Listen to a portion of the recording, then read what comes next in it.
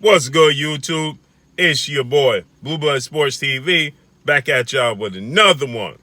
So, two-division world champion, former junior welterweight unified world champion, and former WBC welterweight world champion, Danny Swift Garcia, believes that after watching and witnessing two-time welterweight world champion, Showtime Sean Porter, and his output and his ability to be able to touch undefeated unified WBC IBF welterweight world champion superstar boxer Errol the True Spence Jr.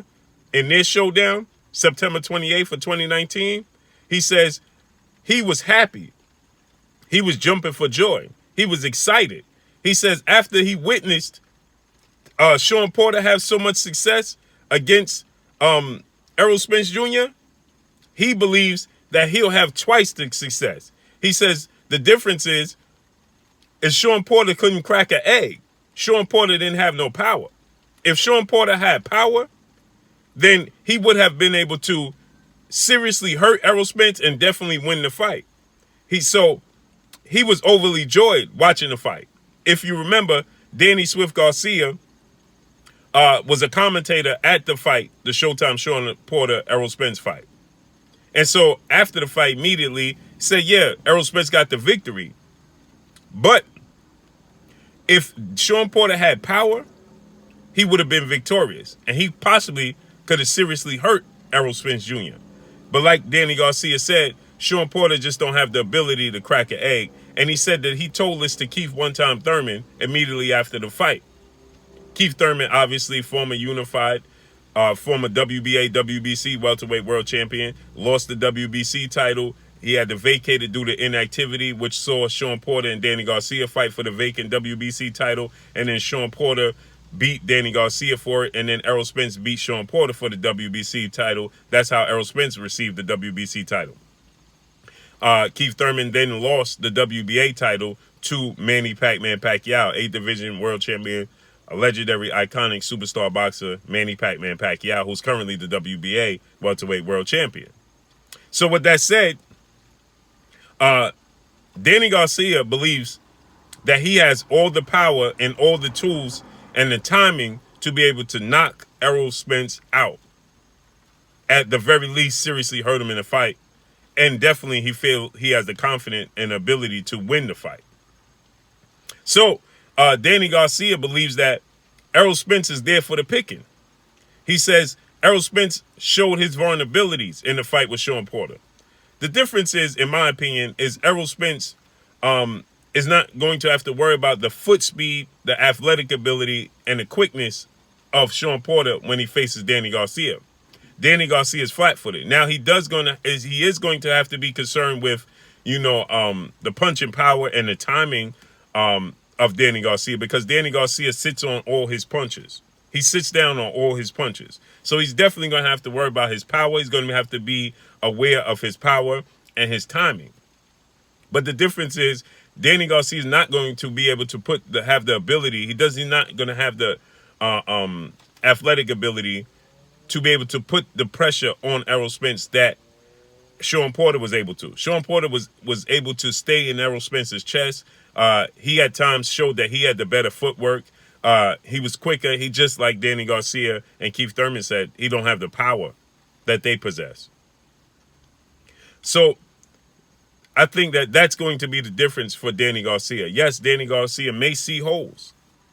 He may see, weaknesses that he could possibly feel like he could exploit. But the difference is he's flat-footed. Sean Porter is not flat-footed.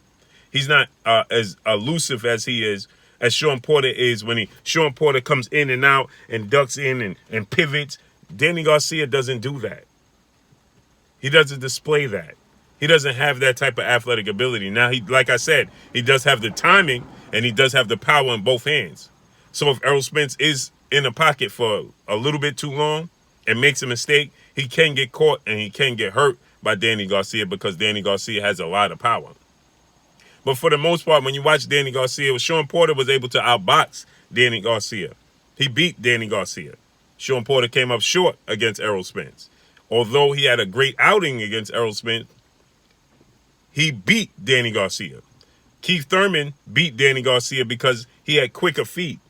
He was more fluid on his toes. Danny Garcia is flat-footed, and he comes like this, right? And it's his time, and you give him an opening, and he takes it. Boom, boom, right? But if you don't give him that opening, and you don't stand in the pocket for too long, he can't take it. He becomes hesitant. If you watch his fights at times with Lamont Peterson, he would go to throw the punches, even with Keith Thurman. You would see him, he wants to throw it, but he don't see the opening. He don't have the hand speed, and he don't have the foot speed. You have to stay in the pocket too long for Danny Garcia to be effective, a la Amir Khan, right? You stay in the pocket, Lucas Matisse. You stay in the pocket with him too long, and he will capitalize. So you saw the second half of the fight with Keith Thurman and Danny Garcia. Keith Thurman started to stay in the pocket too long, and Danny Garcia started to time him. But Keith Thurman was elusive enough and quick enough to not allow him to fully capitalize on him staying in the pocket, right? He couldn't fully land those punches. He could land one maybe, but he wasn't able to land the other one because Keith Thurman would get out before he could land the second one. So did Sean Porter, right? Sean Porter would dart in. You know, the difference is Sean Porter don't have the power. So when Sean Porter saw the openings and he catch Danny, go boom, boom, boom, right? He wanted to go the extra mile because he had the quickness and the speed, right, to go the extra mile, but he's staying in the pocket. He don't have enough power. So Danny Garcia was not reluctant to let his hands go because he didn't fear Sean Porter's power. So Sean Porter would get caught, boom, with a big punch. So he had to stay on his toes. He had to get back on the outside and box. Keith Thurman, I feel like it was just his stamina. He just decided to cruise in the second half of the fight because if you look at the first couple of rounds with Danny Garcia, in the first round, he came out throwing haymakers, and he rocked Danny Garcia, and I thought he was going to drop him, right? But then he let his foot off the gas in the second half, and maybe that was due to Danny Garcia's timing, right?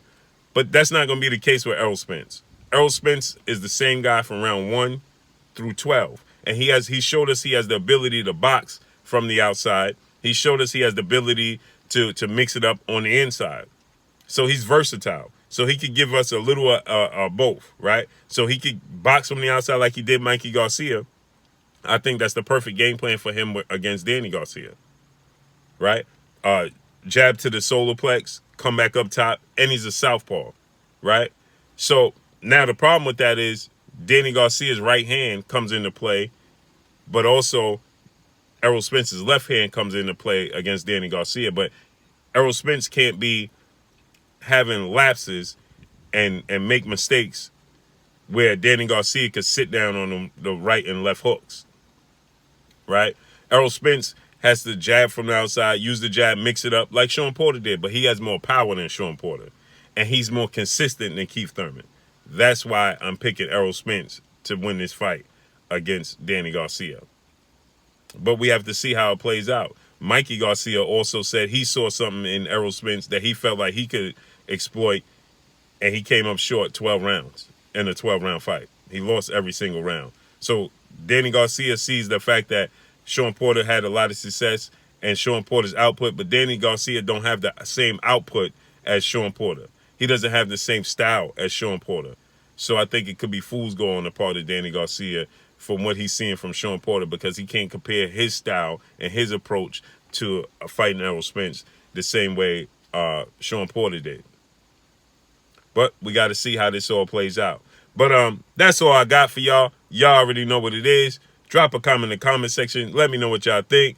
It's your boy Blue Blood Sports TV. Hate, like, comment, and subscribe. You haven't subscribed? Hit the subscribe button, hit the like button, hit the bell icon to get all the new notifications. Follow me on Instagram at Blue Blood Sports TV, all one word. Y'all already know what it is. Shout out to the entire LDBC. Shout out to New Media. Shout out to Black Media Raw.